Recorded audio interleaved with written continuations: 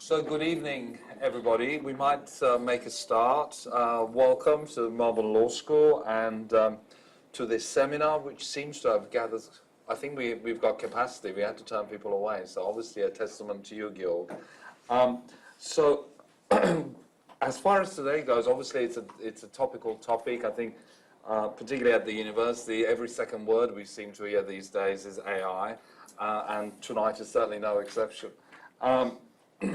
And fair enough, they do talk about it being the fourth industrial revolution, and in my particular area of interest, tax administration, it's already, being used extensively to identify fraud, to look at complex data sets, to improve compliance, and I guess it also needs to play its part in tax policy now, where what was being done by humans may no longer be so, may be done by algorithms, and that also has implications. Some of the obvious ones being, who's going to be paying the income tax that those otherwise employees might have had, the social security contributions, and so on. So we're going to traverse quite a wide field. Georg is first going to talk to us to set the scene for about 10 minutes, then we're going to have a bit of a fireside chat. Now, I know most of you would have already read about Georg and Tom, but it's probably appropriate that I at least mention a little bit about both of them before I hand over to them. So, Professor Georg Kofler is a professor of international tax law at the Institute of Australian International Tax Law at the Vienna University of Economics and Business, or as it's affectionately known as VU. He's worked in tax, especially European international tax, for over 25 years, has written, taught, and lectured extensively on a broad range of topics. I didn't know, but he's got his doctorate from New York University, so he's qualified and experienced in major taxing jurisdictions. And this is an area, this is bread and butter. He just finished teaching in our master's course here in international tax. And I may as well introduce Tom now so that I can just relax for the rest of the evening.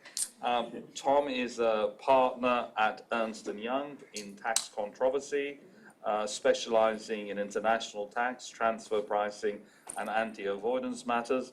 And of course, if you're in controversy, you know the tax office loves a dispute when it comes to transfer pricing and the anti-avoidance measures. So Tom brings 15 years of professional experience from Australia and the UK. He's also an alumni of this university, he was just telling me, and is a regular contributor to academic tax research, including as a reporter for IFA Congress in Berlin in 2022, and co-reporter for the Congress in Lisbon last year. So maybe I'll just hand it over to Georg first, and then we'll have more of a fireside chat followed by questions and answers. Perfect. Thank you very much first of all, for the invitation, the kind introduction, and thank you all for coming. The topic is pretty close to my heart because it has followed me, or I'm following this topic for many, many years now. And as you can imagine, for growing up in a Western society, like a European society, where we have large welfare states and where everything is kind of in tension right now, the topic really becomes not only a research interest, but also a topic of kind of really practical relevance for us and our children.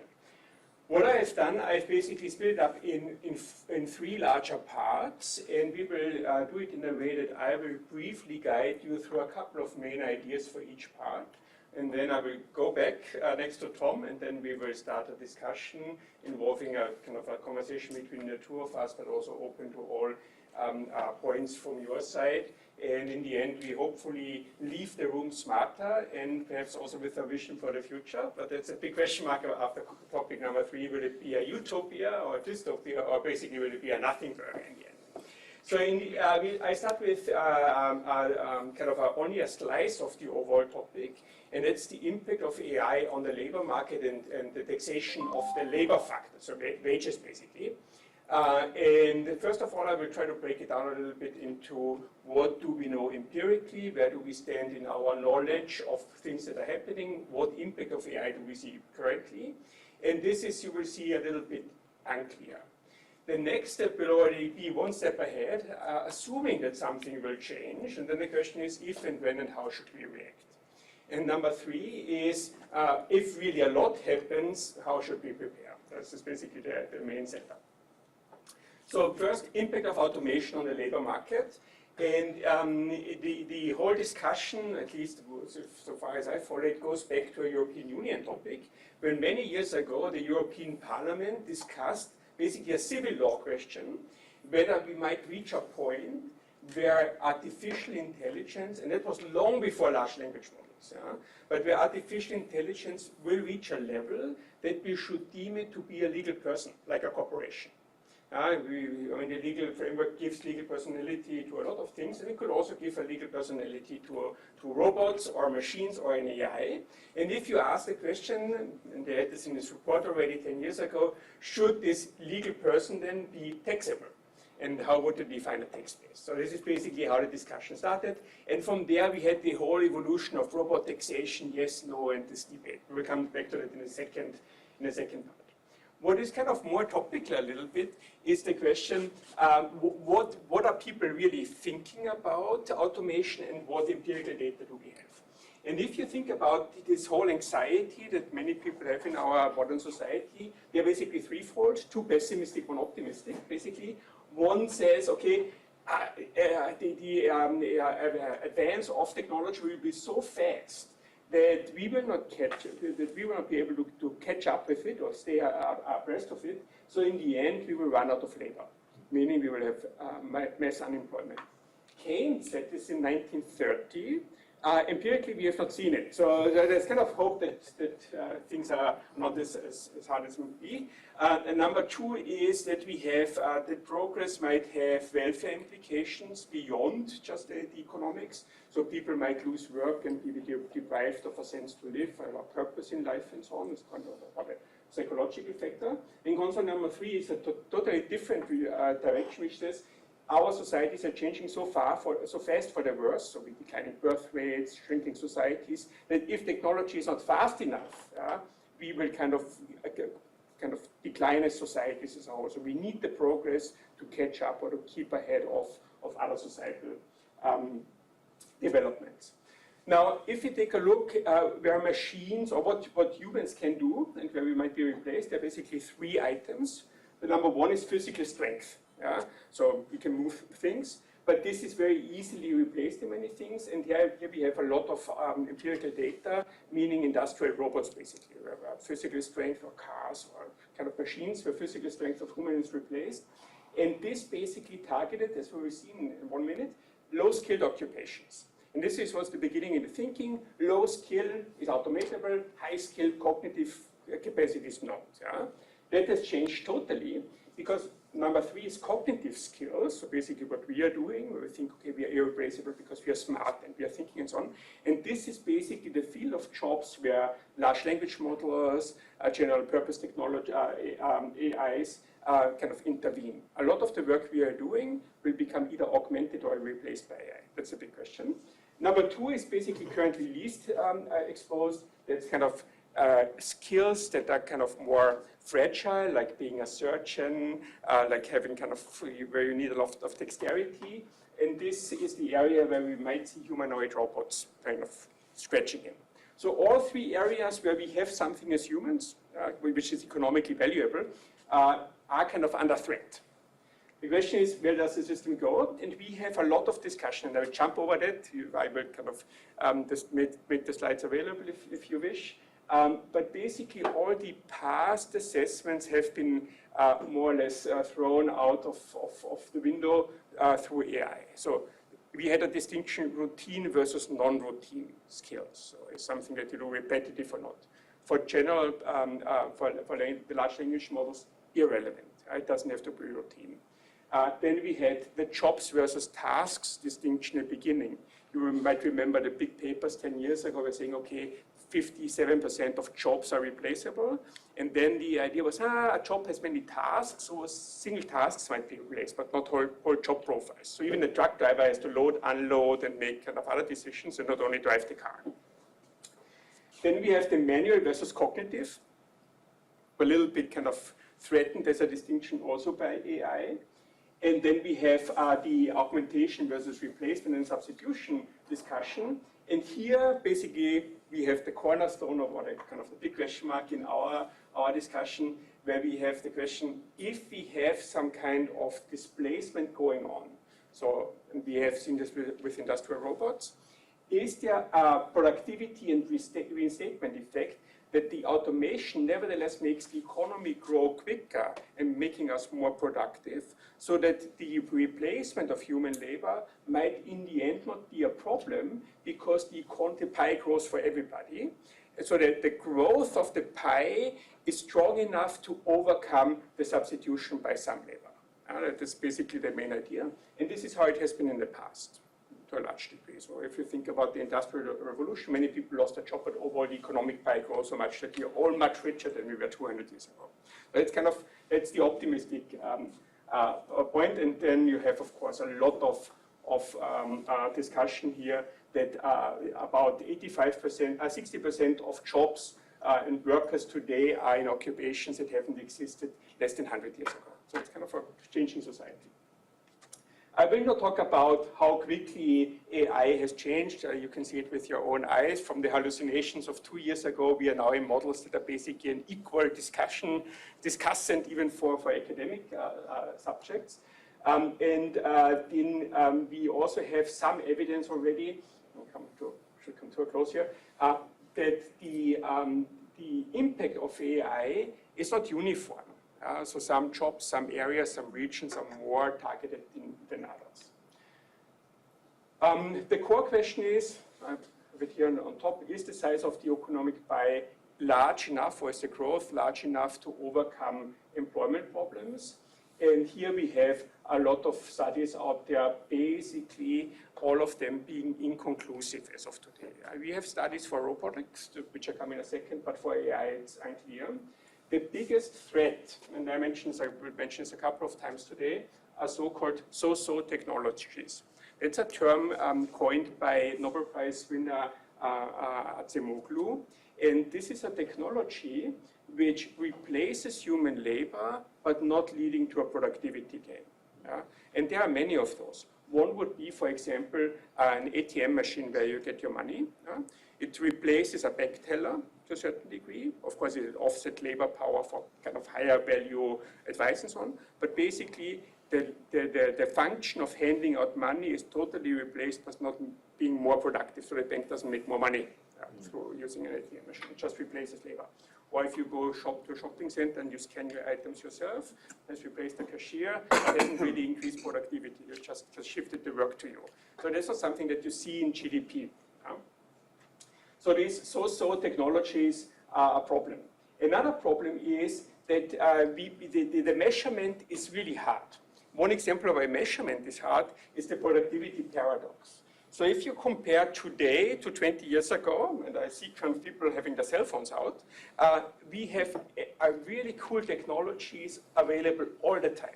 Our cell phones are so strong, and we have the knowledge of the world basically on our phones. Everything which fills a whole desk is basically on a laptop and a phone today. But this is not visible in GDP. So we have this abundance of technological development, but the GDP growth is pretty stable over the years. So 1.5 in some industries, 0.8. So we don't see the explosion. So where is this whole productivity gain from the technological revolution? And there are some kind of points. Some, for example, say, we mismeasure it through GDP because what your phone gives you is only good for you, but not for GDP. For example, if you have a free map, Google Maps, for example, or Apple Maps, it's cool for you because you can use it, but it is not reflected in GDP, but it makes your life better. So something life improving, but not economically in the narrow sense.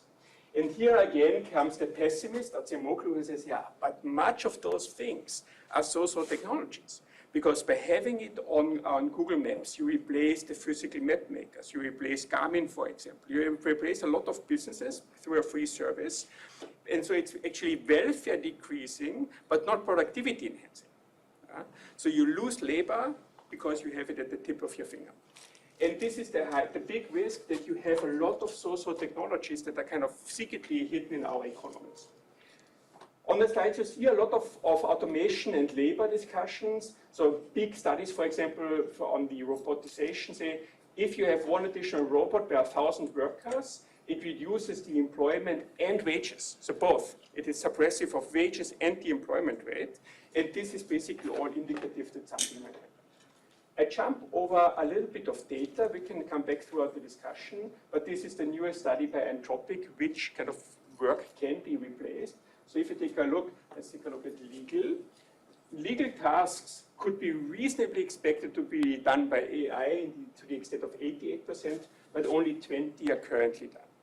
So there's still a lot to go, and if the whole potential would be used, 88% of legal tasks could be done by AI. Why do we even care? We see from the robotization data that the labor share of the economy is decreasing. So there's more GDP going to capital than to labor. And in the long run, this is of course the big fear that labor might be that labor might leave the economy, and then a big chunk of our tax base in developed societies will shrink relative to capital. We come back to that in a second. A couple of statistics where we see robotization and also the estimation for capital investment into AI, which will reach about $500 billion this year, which is kind of amazing. Somebody has to earn it in the future. At some point we will come back to. But overall, we have this unclear picture, very unclear empirical evidence on. So we have clear picture on robots, unclear on AI. So let me jump to my last slide here, where we have little evidence on the impact of the labor market, but we see basically a couple of indicators. One and I only point out to two, which I find interesting myself. So there's one study which shows that entry-level hiring is already decreasing by 16% in certain industries, especially the tech industry, which means fewer college graduates are hired in the US. It's a US study. And they say that's like a canary in a coal mine, like an early warning sign in the economy. The second thing is there is an objective index for freelance work. So kind of doing a video, making a marketing campaign, drawing kind of an architectural project, stuff like that. So kind of typically freelance work. And currently, the newest model, it's an Anthropic model, can do 4.17% of tasks at a level that you would pay a human freelancer for. Doesn't sound like much, 4.17%, where you have really the same quality as from human work. But if you look back to late 2025, so 4 months ago, it was only 2.5. So it was nearly doubled in 4 months. If you extrapolate that, a lot of freelance work would go, basically, you can do it with by yourself with a large language model and an AI engine on your computer. So those are early indications. I think we leave it at that, and I can come back to the numbers if you need more information. So my time used up, basically. Thank you, Georg. That's been absolutely fascinating.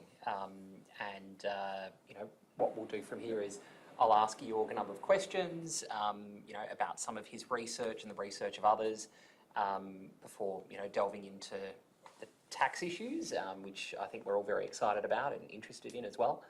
But if anyone has any questions throughout, please put up your hand and we can answer them at the same time. As you've demonstrated there, Georg, the concern that robots, that AI, that technology, that automation and so on will take people's jobs, that concern has been around for 100 plus years, going back to Keynes, and before that as well. What makes the AI revolution different, if at all? You can see that every time there is some sort of technological innovation, there has been some disruption, naturally, but you look at the employment rates over time, in the long term, they do come back to, where they should be. So, the question is AI different? Is this just the latest scare, or are we in for, some longer term challenges? Yeah.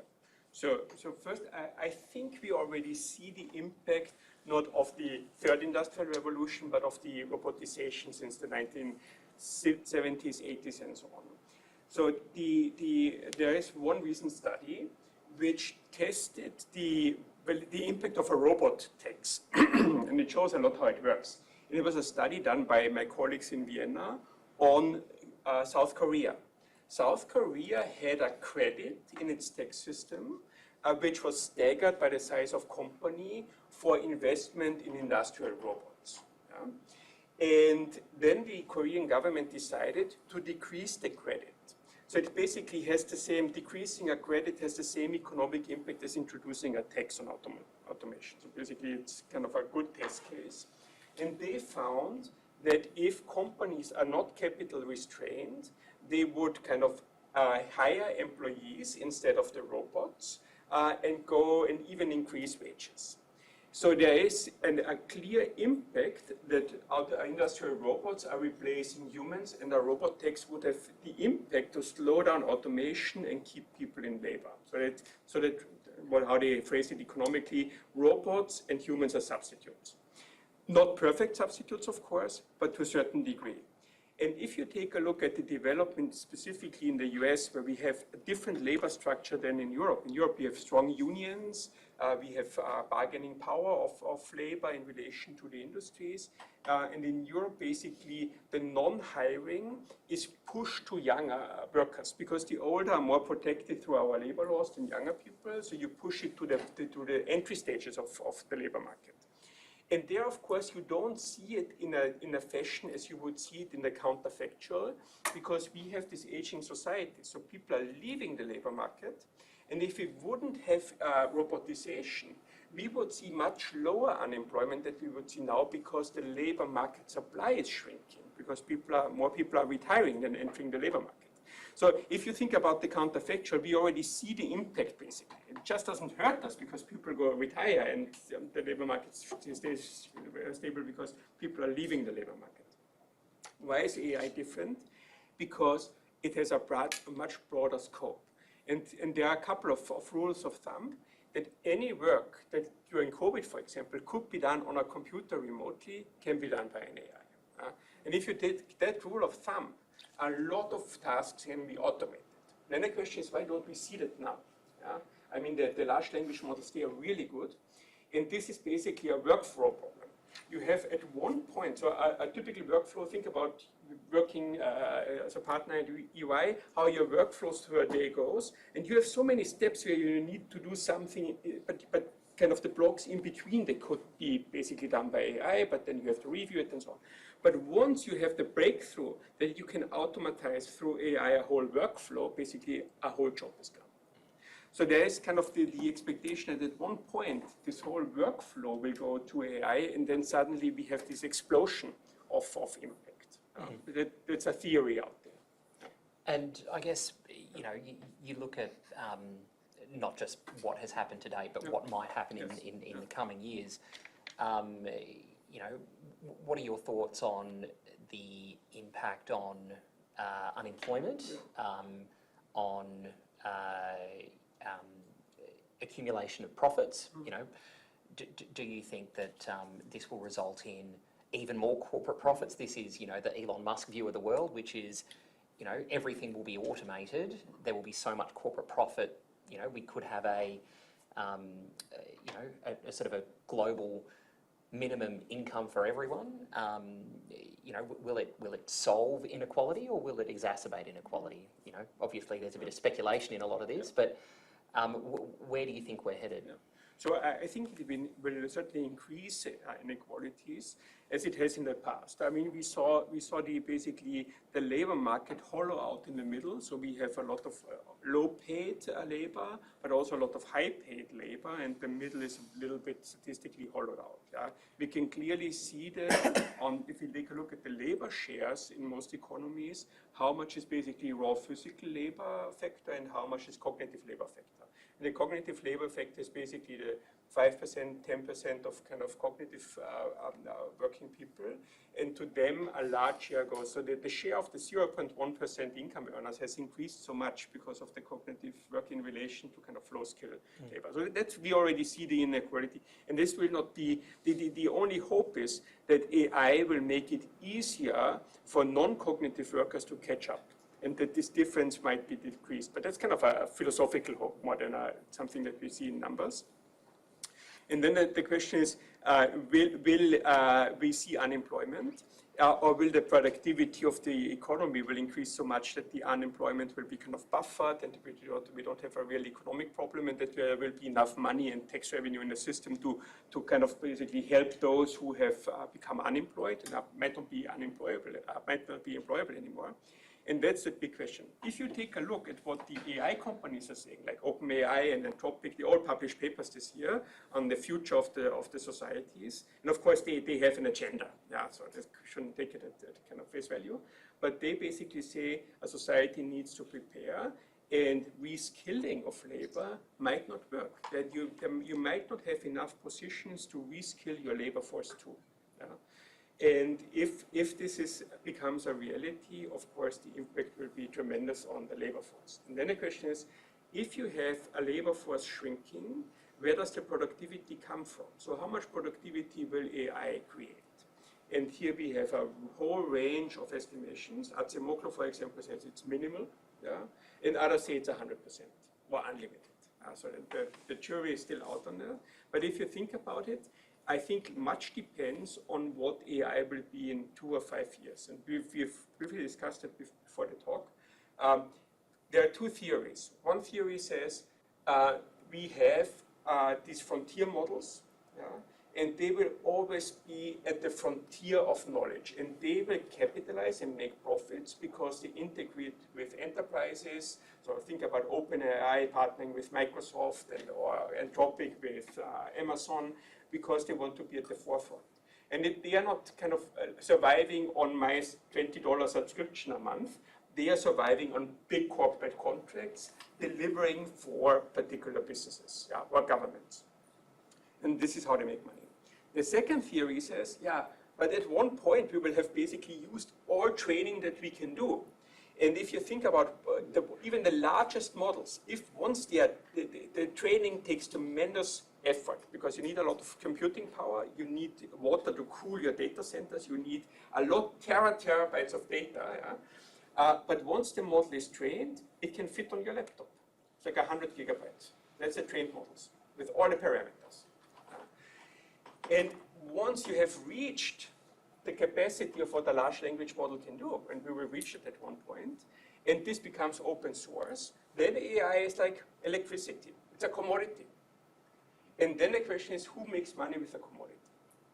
And this kind of is the question, is the commodity really justifying, first of all, the valuations we see at the stock markets, the investment into data centers, and now data centers in space, because cooling is cheaper there and stuff like that. So is this really kind of carrying the whole AI evolution, or might we hit a point when large language models are basically trained to perfection and there's nothing more to do, and then it will be open source and free for all? And it's kind of the hard question, where it will go.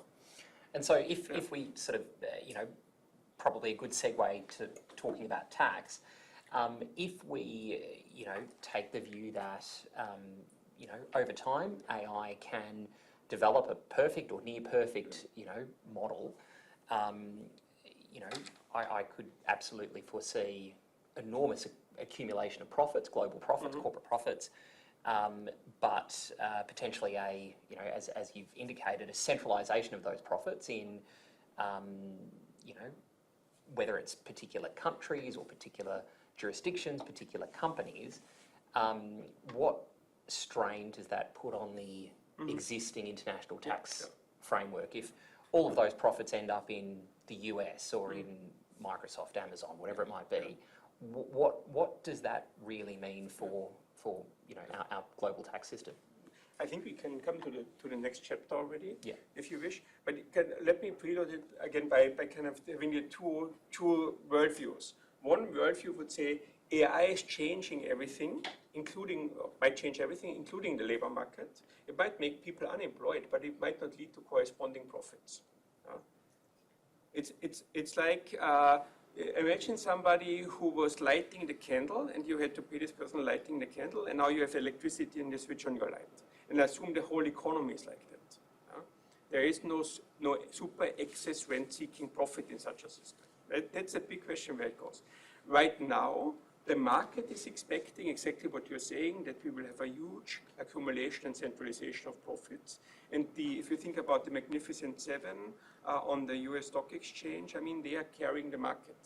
And the AI fantasy is tremendous. I mean, one thing I read, I think yesterday, is if the stock market after the dot-com bubble needed several years to recover, the stock market after Iran, which is probably the biggest energy crisis since the 1970s, took like 3 weeks. And this is all the AI trade. So the optimism is huge that something will happen.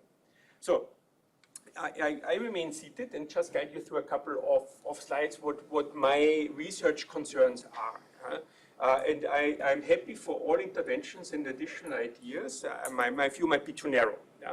But I come from basically two sides. First side is, if we see unemployment or decrease in wages, could be both. It could be either that we have pressure on the labor market, that people might not be offset, but for example, their wage increases might not be in line with inflation, for example. So either declining employment or no sufficient wage increases or even wage declines. And secondly, financing needs by governments. And if we see major unemployment, then we of course have the social security net in many countries kind of helping people. There might be unemployment benefits or permanent benefits for people who are not employable anymore. So that's kind of the big risk. And if we have this double whammy. We have less revenues from wages, and we have the social security expenses for keeping people from poverty and in living conditions. And that is really kind of probably in many countries pretty close, where many countries will probably be at the limit already if unemployment rises to 10%. That would put such a strain on budgets that it's probably not, that we might enter a revolution phase at one point. So we have this potential decrease in government revenue and displacement, and this displacement might, of course, also trigger inequality problems in many societies. I have put some statistics to kind of show how dependent many welfare economies are on labor income, which of course leads to the question, should we change the tax rates? Then the question that Tom already raised is, what should we do about it and why should we do something about it? So what is our motivation to think about the tax issue? There's a fiscal rationale. It's way, okay, AI might erode our our labor taxation base, so we need to kind of get revenues from somewhere else. That's the fiscal thing. Distributive, so we could say, okay, we see profits accumulating in the AI companies or with companies making use of the AI by using it in industries, for example. That's a big hope of Europe and Germany. We see the Americans have the frontier models, but perhaps Europe is better in putting them into industrial products. So we might have a kind of a shifting around. So we might want to redistribute or distribute the productivity gains, or we might correct something. So for example, if we have automation substituting labor, so for technologies, we might think about making companies or firms internalize external costs to society. So there are a couple of rationales that you can have for taxation, and if you think about the literature, basically they are present everywhere. They're a little bit mixed, of course, in the literature. What I have also here, international dimension, and this is from a journalist, and I think that's cool. If local jobs are automated away, while the profits pile up in California, Seattle, or Shenzhen, who exactly is going to fund the citizens' income? And that kind of hits a good point, because if Tom's world becomes, or Elon Musk's world becomes reality to a certain degree, and we see the profits in the large AI frontier worlds, they are not in Australia and they are not in Austria. So, but our labor might be impacted. So that's kind of an international equity problem. And who owns the robots, who rules the world? That's basically the view that we see in the Anthropic and OpenAI papers currently, saying there will be such massive changes, and there are some frontier companies that are really doing it. Then, of course, a very brief overview, like 2 minutes, and then we can dig a little bit deeper. The question is, if you want to do something in the AI sphere, you have a couple of points where you can kind of put your levers. One is input and output. You can say, okay, for the AI-powered world, we need some inputs. For example, we need energy to train the models. We need land, for example, to put our data centers. We need data itself to train our models. I mean, for that, it's probably too late because those models have already everything from the internet, so that's probably too late for data attacks. We need automation equipment, or we need chips, for example, computing power. This is why NVIDIA is such a powerful company right now, because the computing power now goes away from the gamers to the AI trainers.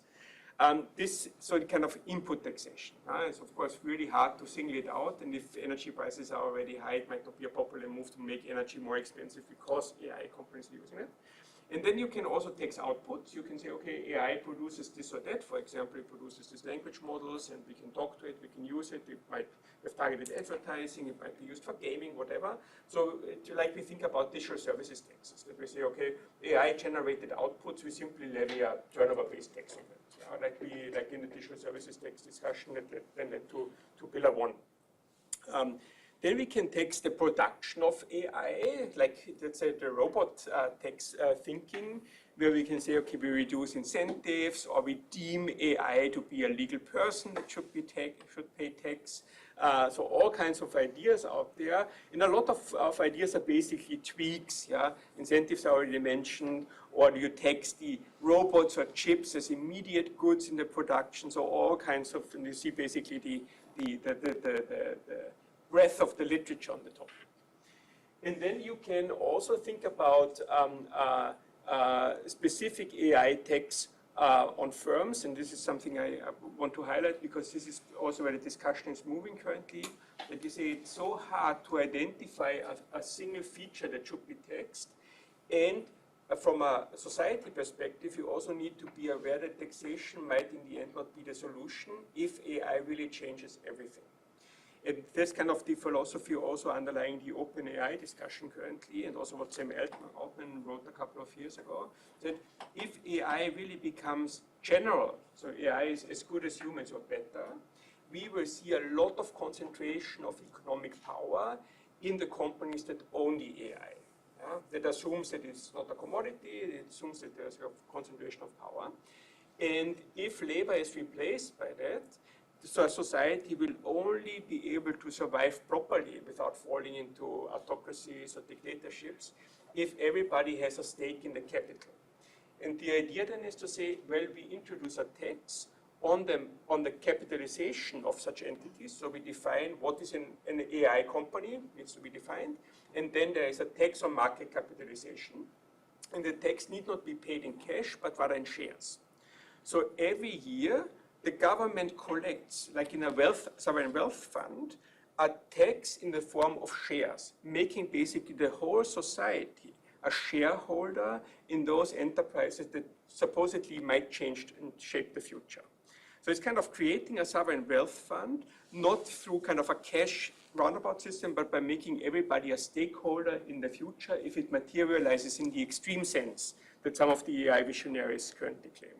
Kind of an interesting idea, and it would basically not, it would also not kind of push down startups, for example, because if you can pay by issuing shares, you have no cash expense, but you share the prosperity that might derive from the technology. And this is a current kind of strain of thinking that's has become a little bit more popular since, I would say, January, February of this year. It's pretty new, but it's kind of one idea I also find intellectually quite stimulating. And then of course we have the typical things, we should adjust the tax mix, tax capital more, capital gains more, we can define capital gains on AI, kind of intensive industries and so on. So all kinds of getting a little bit of pressure off the labor market into the capital market, and here by also kind of slowing down automation perhaps a little bit by making labor relatively cheaper in relation to capital. And then of course we have On the slides you see a couple of quotes also that I briefly mentioned now from OpenAI and so on. But then of course you have the old question that you already saw within the Pillar 1 discussion, why should we tax AI or treat it differently? And indeed, the Americans, of course, have already model legislation for that. And they say, okay, there should be an artificial intelligence non-discrimination act, basically, making sure that we don't treat artificial intelligence and artificial intelligence products any different from any other product, because that would stifle innovation, basically. So you have the whole spectrum of ideas out there in the world, and no clear winner yet where we should go. Just if I may just jump in briefly.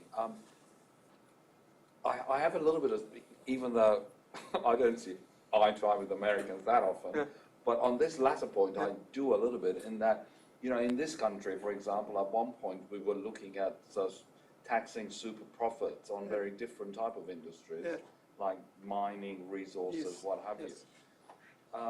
Why do we have to make it, if, first of all, on the assumption there's going to be huge profits, why don't we have some kind of super profit tax, but maybe don't even call it that, just say progressive taxation for companies, much like we do for individuals, if there is going to be, rather than having these specific input-output taxes on various things, but making it more generic so that any particular industry that is creating super profits pays that much more. And why not have a global solution for any industry that might do particularly well and generate huge amount of income? But secondly, if there isn't going to be that much more profits, then we really are screwed on all fronts. Because you're going to have unemployment, you're going to have low taxation. So yes, there will be revolution, but nobody will be eating cake. So that's our third part, where would that lead us in the end, dystopia or utopia.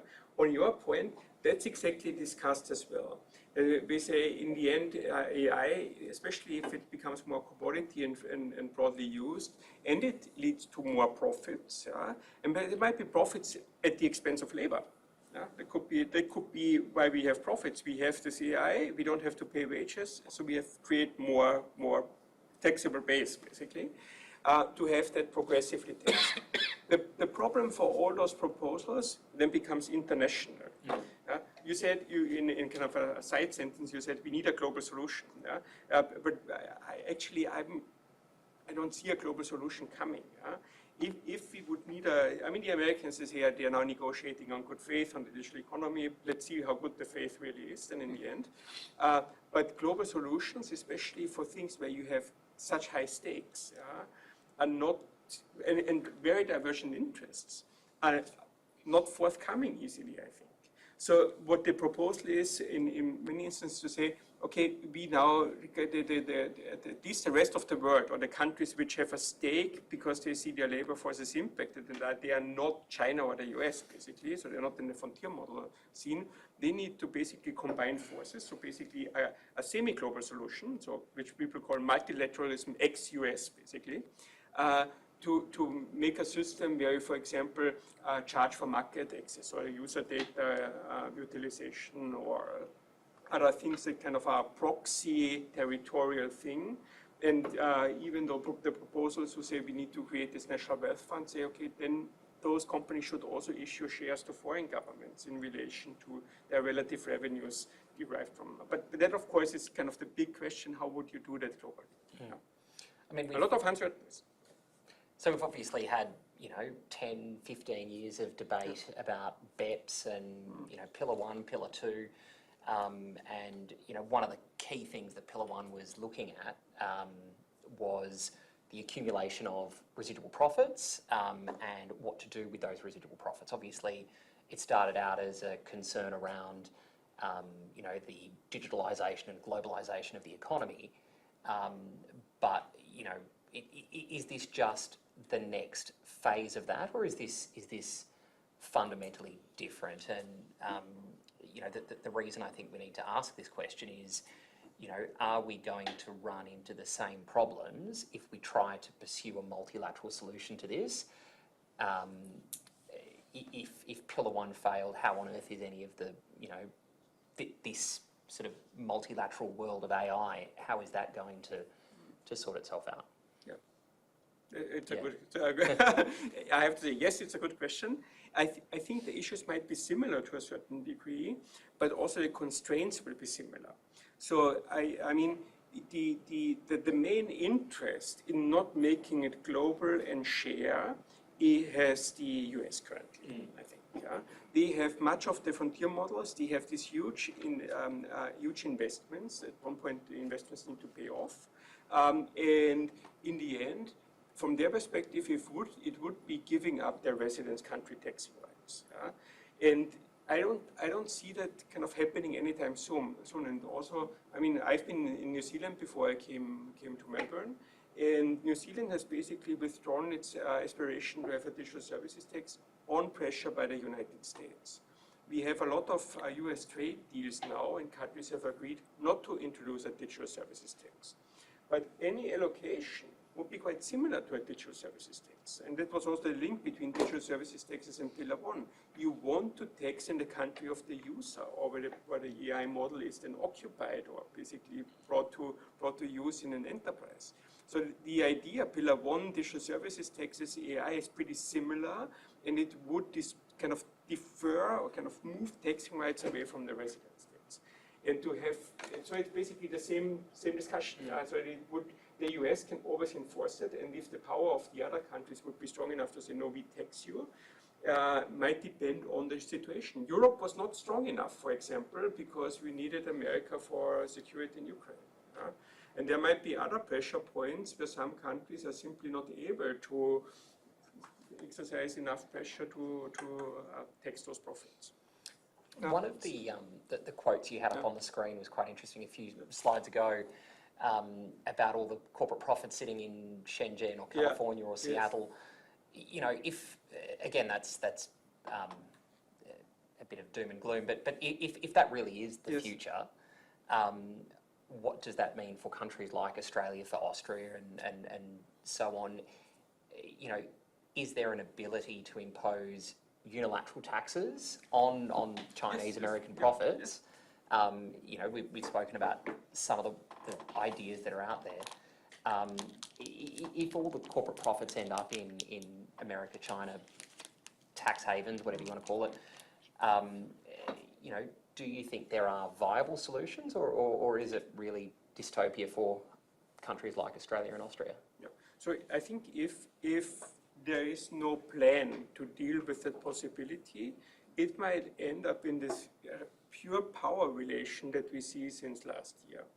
And if countries like Austria, Australia do not catch up on the frontier models, there will always be an element of coercion in the system.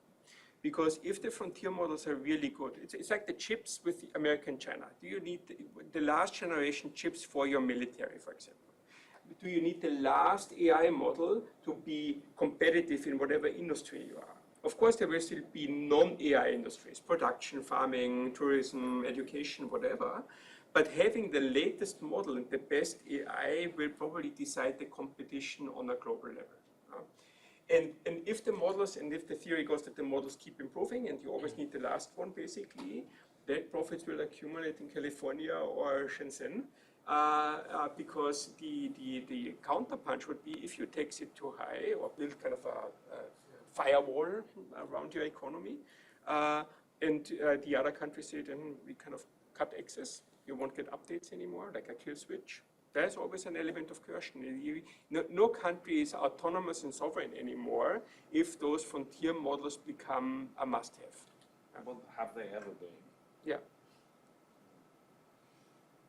I think this is true, and the answer is probably no. But it hasn't been such a problem. No, it hasn't been so obvious. Yes. It's just been obviated. Yes. I think this is a sort of good segue into the future, yes. And keen to get your thoughts on that. Are we at the point of a universal income for everyone, where we don't need to work anymore and we can enjoy our lives as much as possible, or it's been quite a pessimistic talk, I'd have to say. But are we in the world of Cold War 2.0, where it is just centralisation, accumulation, and profits in a very small number of companies and global powers? So just to take a little bit of the pessimism out of the system, it could really be the case that AI augments our abilities. It makes every one of us better. It grows the economy sufficiently. Countries will kind of put a little bit of stop on extreme automation, and this is also what a lot of scientists call for.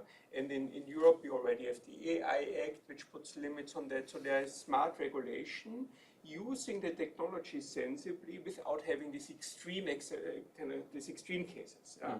But I think it's a question which world you listen to. If you listen to OpenAI and Anthropic and what their CEOs publish, it's a different world than what you hear in Brussels in Europe when they talk about AI regulation. It's kind of two different universes.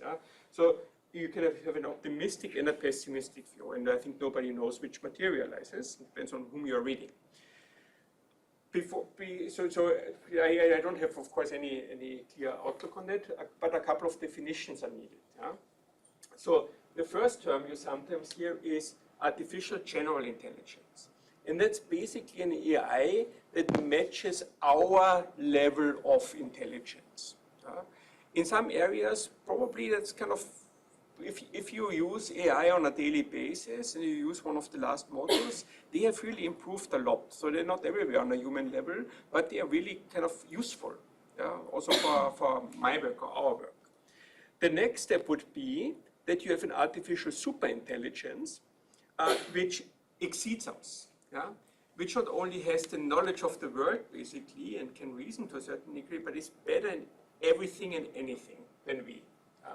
So it can not only write the code for becoming its own parent, and the kids' codes that it writes and trains are even better than the previous one. It could also do everything through humanoid robots or machines. And this is basically where then the Elon Musk world kicks in, which is, if you think about it hard enough and we would have such a super intelligence, the whole value chain from planting a crop to harvesting the crop to make it into food, to cook it, to deliver it to me, that will all be done by AI and robots. It's like a Star Trek world. You don't have to you just say, bring me my coffee or Earl Grey tea to the replicator on the Enterprise, and it will be done. So the whole value chain from the beginning to the end will be done by hopefully a benevolent AI. That is kind of good to us. That's the artificial superintelligence. And if we come to this moment, and there are a couple of books, and I've kind of screenshotted one cover here by one of the main researchers, will be the singularity. Then if we have this, it will be basically snapping and everything explodes. It will be so fast because if an AI can improve itself, there's no limit to improvement. Everything will be, but this is of course science fiction. And then the alignment problem, and this is what you also read a lot, will the AI ultimately be beneficial for humanity, or will it, and there are a couple of wargaming things, what if the AI tries to escape or be kind of bad to us? And if you just Google that, there are serious people wargaming this. It's not something that would be the dystopian point. Okay, but it's unclear how fast and how that will work. But what we can say at least, if we have a tendency to full automation of large parts of the economy, we see two impacts. Impact number one is, if humans become basically irrelevant as an economic factor, because we don't need our physical strength, we don't need our dexterity, and we don't need our cognitive skills, because we have by definition an intelligence at least as good as us in everything, then the labor factor becomes basically zero, which also means that in the end everything will be done by the capital factor. The AI, robots and so on, the robots will build themselves because the mining will be done by AI lab machine and so on. So basically production costs collapse to close to zero marginal costs, and the human wage income disappears as the source of consumption power. So everything will go to capital. And that's also the idea where kind of the tax on the market capitalization, and that you have to have a stake in this capital comes in. Now, if the AI ownership remains concentrated, so if it's really in the hands of a few, either companies or governments, then this will probably lead to dystopia, because then you have an all-powerful elite and humans who are totally dependent on somebody giving them a life, because they don't have any means of valuable production anymore. If, however, and that's basically the utopia of Elon Musk, for example, if we manage as societies to share this abundance, where everything is done by machines and capital, if you manage to share it, that will be a utopia, because then we are set free of all scarcities. Everything will be done for us. We can focus on our being humans. We can express ourselves. We can live free lives without fearing hunger or war or any other kind of constraint. And be extremely dumb. Or being extremely dumb. Even that will be handled for you. So this is the utopia. And both kind of pathways are kind of, a lot of philosophy books out there on that. It's very well researched actually where it might go. In the second world, or basically in both worlds, the function of the state will be totally different.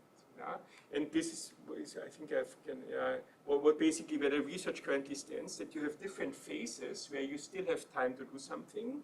And in the end, if this really takes a trajectory that the Elon Musk types say, not a given, but if it would take that trajectory and we would be in this post-labor world where human labor has no value anymore, except there might be some single items, but basically no economic value, then taxation would not serve as raising any revenues for the state. It would only be the final scarcity management system. So for example, you might then have a tax on energy by saying energy might be something where we still have some restrictions. So if everybody needs energy, we need to regulate the price basically, and we can do that via the tax system. But this will be a regulatory tool, but not a tool to raise revenues to redistribute anything, because this is already done by the new society anyways. So, and this is basically was part of my research project. It might become a paper that will never be written, or if the AI gets made, it might write it for me, because there is no precedent in human history. I started my research by taking the big black swan events, for example, when the US under Stanley Survey prepared for rebuilding the state after nuclear holocaust. So the US really had a research project in the Internal Revenue Service, what to do after big nuclear war. How do you build the state? But this assumed an old society where you still need impact, labor, capital, everything, you need to rebuild government. And this is totally different from what the AI science fiction writers imagine. They imagine a world where the humans will be just kind of populating the world like kind of free-flowing entities, and everything else will be done by machines. So dystopia or utopia probably depends how valid the prognosis is and how governments work. Thanks. So with that, we might have to bring it to a close. So thank you very much, both of you, Tom and Georg. It's been a pleasure listening to you, and certainly insightful. Maybe a little bit more depressed after this presentation. There was no intention. Nevertheless, very insightful. And thank you all for coming. Feel free to hang around for a little bit longer, and no doubt we will see many of you at our next event. Thank you.